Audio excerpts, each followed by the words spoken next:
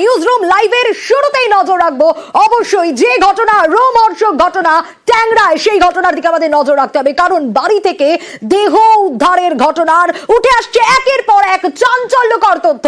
পায়েসে ঘুমের ওষুধ মেশানোর পরই কি খুন করা হয় দুই মহিলাকে? বারবার এই প্রশ্ন উঠে আসছে। তার কারণ এই দুই মহিলার দুজনের দু হাতের শিরা কাটা। তাহলে কি বাড়ির দুই যাকে খুন করা হয়েছে? এই প্রশ্ন স্বাভাবিকভাবে বারবার করে উঠে আসছে। কোথা থেকে এই অপরাধের সূত্রপাত? তদন্তে ইতিমধ্যেই ট্যাংরা থানা। আরো বিস্তারিত এই বিষয়ে জানার চেষ্টা করব। অমিত রয়েছে আমার সঙ্গে। তাহলে কি দুই বউকে খুন করেই অপরাধের সূত্রপাত? অমিত, এই প্রশ্ন তো স্বাভাবিকভাবেই আসছে।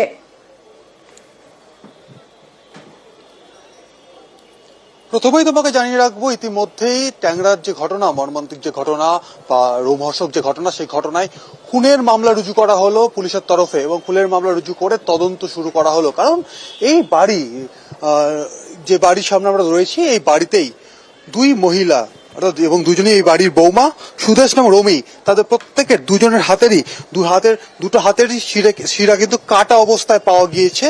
এমনকি বাড়ির ভেতরে রান্না করা পায়েস, সেই পায়েসে ঘুমের ওষুধ মিশিয়ে তাদেরকে খাওয়ানো হয়েছে, এই একটা অনুমান কিন্তু তদন্তকারী আধিকারিকরা করছেন। এবং দুই মহিলার, দুই বৌমা, একদিকে সুদেশনা একদিকে রমি, সুদেশনার বাবার তরফেই পুলিশের কাছে লিখিতভাবে অভিযোগ করা হয়েছে যে তার মেয়েকে খুন করা হয়েছে এবং পুলিশের তরফে সেই লিখিত অভিযোগ পাওয়ার পরে খুনের মামলা রুজু করা হলো। তবে বারবার যে জায়গাটিতে আসছে তদন্তকারীরা তদন্ত করতে গিয়ে, কিভাবে খুন করলো, খুনের নেপথ্যে কারা, কেনই বা খুন করা হলো? কারণ দুই মহিলার দুটো হাতের কবজিতেই শিরা কাটা অবস্থায় পাওয়া গিয়েছে। অন্যদিকে এই বাড়িরই ছোট বৌমার যে মেয়ে বা ছোট ছেলের যিনি নাবালিকা মেয়ে, তারও দেহ পাওয়া যায়। একদমই অমিত, তুমি যেমনটা বলছিলে, একই পরিবারের তিনজনের মৃত্যু।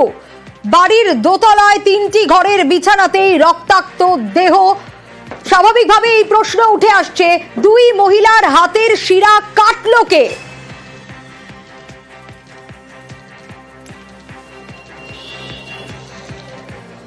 এই বিষয়টা তদন্ত করে দেখা হচ্ছে। কারণ ঘটনা যদি আমরা দেখি যে এই ঘটনা কখন সামনে এলো, সেক্ষেত্রে আমাদেরকে চলে যেতে হবে একদম রাত 3:15। ফার্স্ট যে ঘটনা যেটা সামনে আসে পুলিশের কাছে, সেটি হচ্ছে বাইপাসের ওপরে রুবি থেকে অভিষিক্তা যাওয়ার পথে যে মেট্রো পিলার রয়েছে, সেখানে একটি গাড়ির দুর্ঘটনা হয়। ওটা নিছক, এটা কি গাড়ির দুর্ঘটনা নাকি সেটা হচ্ছে সেটা আত্মঘাতী হওয়ার চেষ্টা, সেটাও কিন্তু তদন্তের মধ্যেই পড়ছে। এবং ইতিমধ্যেই যে দুর্ঘটনায় যারা জখম হয়েছেন, যারা এই মুহূর্তে বাইপাসে বেসরকারি হাসপাতালে ভর্তি রয়েছে, এই বাড়িরই ছেলে প্রণয়, তার যে স্টেটমেন্ট, সেখান থেকে পুলিশ প্রথম জানতে পারেন যে এই বাড়িতেই তিনজন মৃত অবস্থায় রয়েছে।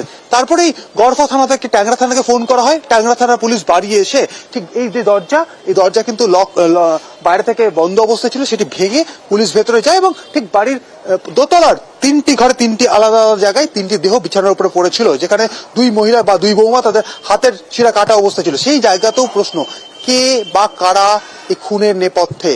তাহলে কি যে ক্লোজ সার্কিট ক্যামেরা ফুটেজ সামনে এসছে কালকে রাত্রি 12:50 থেকে 12:54, যেই সময়টাতে দেখা যাচ্ছে ঠিক এই গ্যারাজের সামনেই এই বাড়িরই চার চাকার গাড়ি সেখানে বার করে আনা হয়। এই বাড়ির ছোট ছেলে সেই গাড়ি ড্রাইভ করে।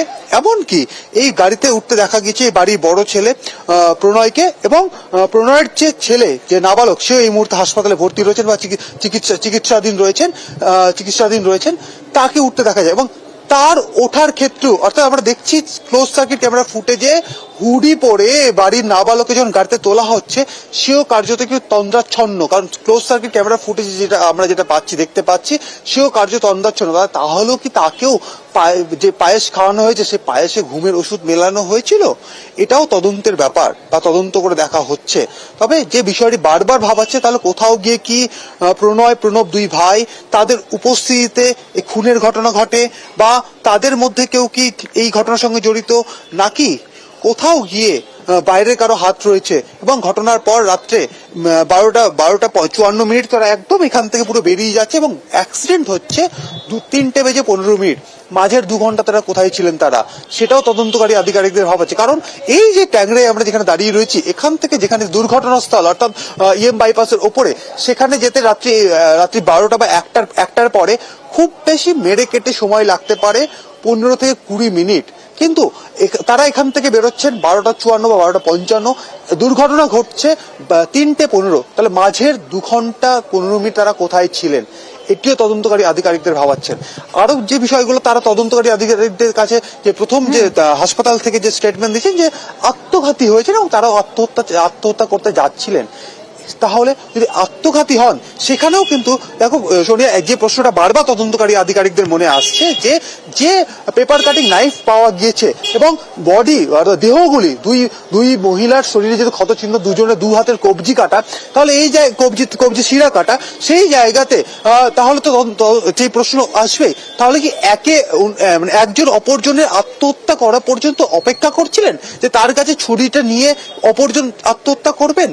এই বিষয়টিও কিন্তু তদন্তের মধ্যেই রয়েছে। সেই জায়গা থেকেই তদন্তকারীদের মনে হয়েছে যে ধরনের ক্ষতচিহ্ন হাতে রয়েছে, 2 হাতে শিরা কাটা, 2 মহিলার মধ্যে একজনের গলাতেও নাইফ দিয়ে কাটার দাগ রয়েছে, এই জায়গাগুলো থেকেই তদন্তকারীদের মনে হয়েছে যে এই সমস্ত ক্ষত হোমিসাইডাল নেচার। সেই জায়গাতে দেখো ময়না তদন্ত কালকে হবে, কিন্তু প্রাথমিকভাবে তাদের দেখে যেটা মনে হয়েছে হোমিসাইডাল নেচার তাদের মনে হচ্ছে, কারণ যে ক্ষত চিহ্নগুলো দেখে পায়েস করা রয়েছে, পায়েসে ঘুমের ওষুধ মেলানো থাকতে পারে, কারণ 2 মহিলার হাতে কাটমার্ক ছাড়াও যে নাবালিকার দেহ পাওয়া গিয়েছে তার মুখ থেকে এবং নাক থেকে গ্যাজলা বেরিয়েছে, তাহলে ঘুমের ওষুধের ফলে সেখানে তন্দ্রাচ্ছন্ন হয়ে যাবে এবং সেখানে তার মৃত্যু। এমনকি তার ছেলেকে যখন বার করে নিয়ে আসা হচ্ছিল অর্থাৎ নাবালক, তাকে গাড়িতে তারও কিন্তু তন্দ্রাচ্ছন্ন ভাবছিল। সেই জায়গা থেকেই একটা জায়গায় কোথাও গিয়ে মনে হতে পারে পুলিশের যে তারা অনুমান করছে এটা খুনে এই ঘটনার নেপথ্যে খুন বা তারা খুন হয়ে থাকতে পারেন, কিন্তু কারা খুন করলেন, কাদের উপস্থিতিতে খুন হলো সবটাই আমার তদন্ত করে দেখা হচ্ছে। অন্যদিকে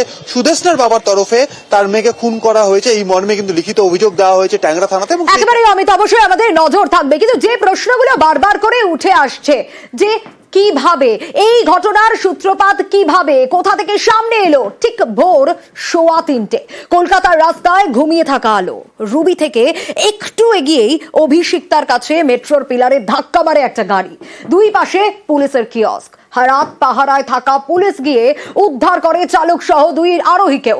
রহস্যের সূত্রপাত এখান থেকেই।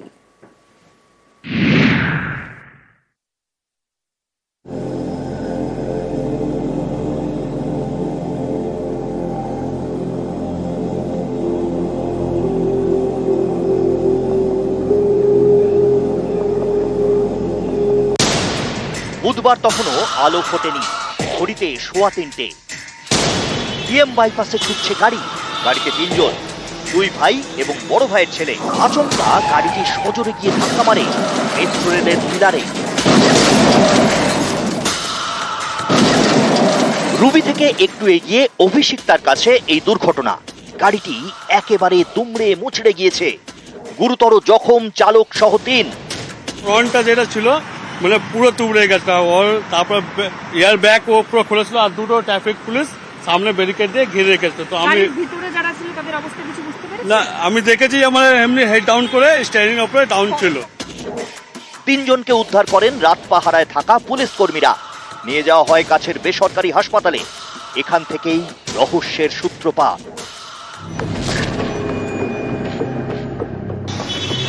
ভোরের রাস্তায় গাড়ি ছুটিয়ে মেট্রোর পিলারে ধাক্কা,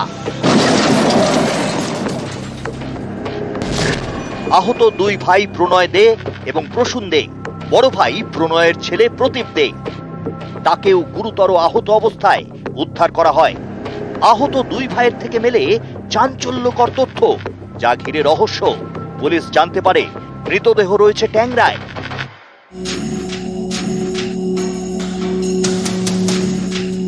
ট্যাংরায় শিললেনের কাছে অটল সুর রোডে বাড়ি। বুধবার সকালে এই বাড়ির দোতলায় 3টি ঘর থেকে 3 জনের দেহ উদ্ধার হয়। নিহতরা হলেন সুদেষ্ণা দে, রমি দে এবং প্রিয়ঙ্গদা দে।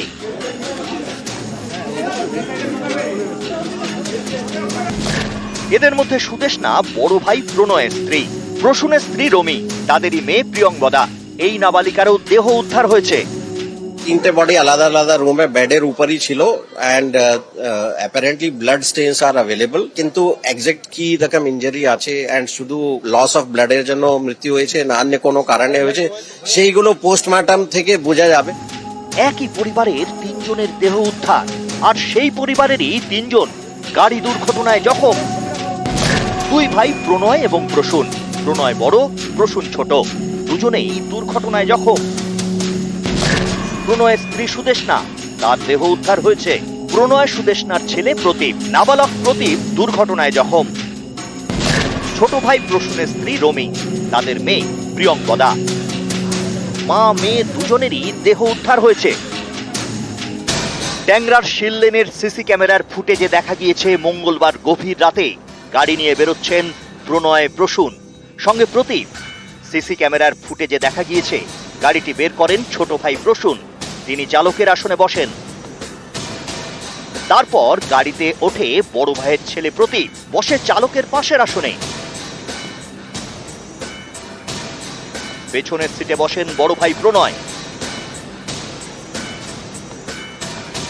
গাড়িটি যখন রওনা দিল তখন রাত 12:54।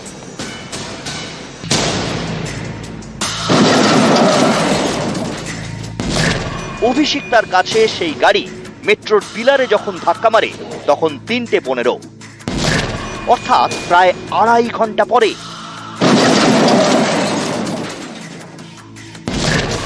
ট্যাংরা থেকে অভিষিক্তা যেতে খুব বেশি হলে 8 ঘন্টা সময় লাগে। তাহলে বাকি সময়টা গাড়ি নিয়ে তারা কোথায় ছিলেন?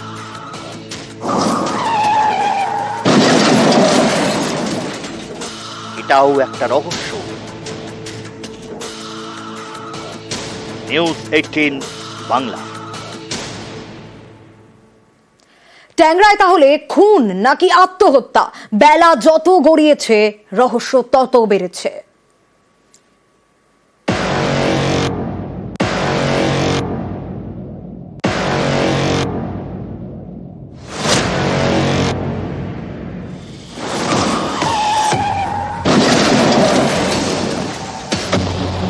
ডিএম বাইপাসে পথ দুর্ঘটনা, মেট্রোর পিলারে গাড়ির ধাক্কা, যখন 3 জন।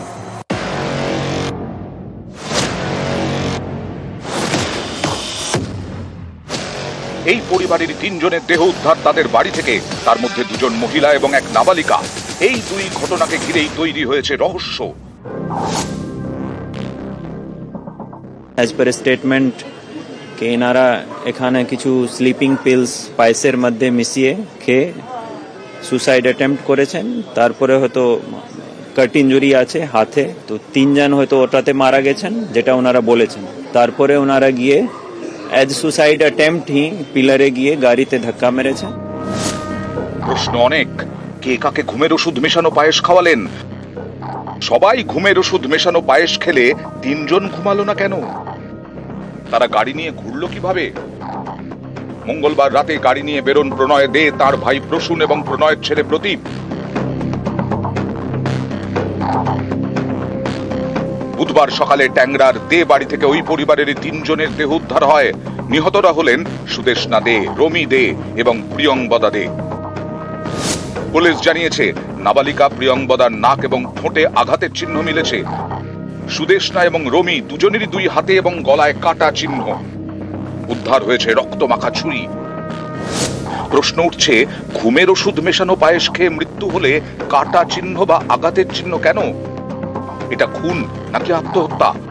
আত্মহত্যা করলে বাড়িতেই কেন করলেন না? দুর্ঘটনার পর গাড়িতে সিট বেল্ট লাগানো অবস্থায় 2 জনকে উদ্ধার করা হয়। আত্মহত্যা করতে গিয়ে কেন সিট বেল্ট লাগানো? It is difficult for us to confirm কি ওরা সুসাইডের জন্য বেরিয়েছিল না অন্য কোনো মোটিভ ছিল, না মানে ওরাই মেরেছে না অন্য কিছু হয়েছে। Because there are certain other things which we know, আরও আমরা কিছু জানি। দেখতে হবে দ্যাট যে ফ্যাক্টস আমাদের কাছে অ্যাভেলেবল আছে সেটা ওদের স্টেটমেন্টের সঙ্গে ম্যাচ করছে, কোরোবরেট করছে কিনা। ট্যাংরার শিললেনের দে পরিবারের চামড়ার ব্যবসা, লেদার গ্লাভসের কারখানা। পুলিশ জানতে পেরেছে কয়েক বছর ধরে ব্যবসায় মার, বাজারে ধারও অনেক বেড়ে গেছিল। সেই কারণে কি আত্মহত্যা বা খুন? আমি ব্যবসা করতাম এদের সাথে, লেদার সাপ্লাই করতাম আমি। 2020 থেকে ব্যবসা করেছি 2023 অব্দি, 24 আর মাল দিইনি আমি। পেমেন্ট ছিল আমার অনেক টাকার ওখানে আটকানো ছিল, একটা চেক আমার ছিল সেটা বাউন্স হয়ে যাচ্ছিল, সেই পেমেন্টটাই লাস্ট ফাইনাল পেমেন্ট যেটা করার কথা ছিল এনার। ওনাদের এটাই আছে কি কিছু ফিনান্সিয়াল লস হয়েছিল ওর জন্য ওনার। শিললেনের অটল সুর রোডের এই বাড়ি থেকে এই 3 জনের দেহ উদ্ধার। 3টি ঘর থেকে মিলেছে 3 জনের দেহ। পুলিশ এই ঘটনার পুনর্নির্মাণ করতে চায়। এদিন তারা 3D ম্যাপিং করেছে, নমুনা সংগ্রহ করেছে ফরেনসিক টিম।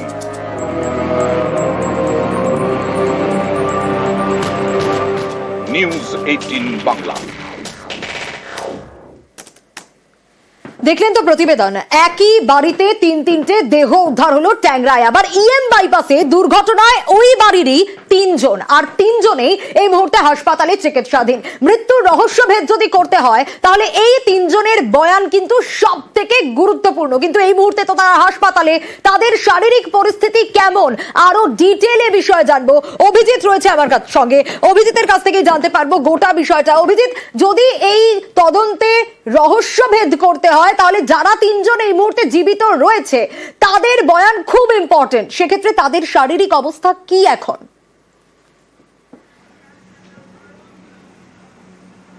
সোনিয়া, নিঃসন্দেহে ট্যাংরার যে ভয়াবহ ঘটনা, এই রোমহর্ষক ঘটনার একমাত্র এই মুহূর্তে যে মূল যে 3 জন যারা এই ঘটনার সব থেকে মানে বলতে পারবেন তারা হচ্ছে এই 3 জন, বড় ভাই, ছোট ভাই এবং বড় ভাইয়ের সন্তান, পুত্র সন্তান। এবং এই 3 জনের মধ্যে যে পুত্র সন্তান, নাবালক পুত্র সন্তান, অর্থাৎ প্রণয় দের নাবালক পুত্র সন্তান, তার এখন অস্ত্রোপচার চলছে, একটা অপারেশন চলছে। ডান কাঁধ এবং ডান ঘাড়ের যে সংযোগস্থল সেখানে একটা ফ্র্যাকচার হয়েছে এবং সেই তার অস্ত্রোপচার বা অপারেশন চলছে। এবং সেই অপারেশন শেষ হওয়ার পরপরই তার একটা রিকনস্ট্রাকটিভ সার্জারি হবে। ডান হাতে তার একটা গভীর ক্ষতচিহ্ন রয়েছে এবং সেই ক্ষতচিহ্নে প্লাস্টিক সার্জন রিকনস্ট্রাকটিভ সার্জারি করবে।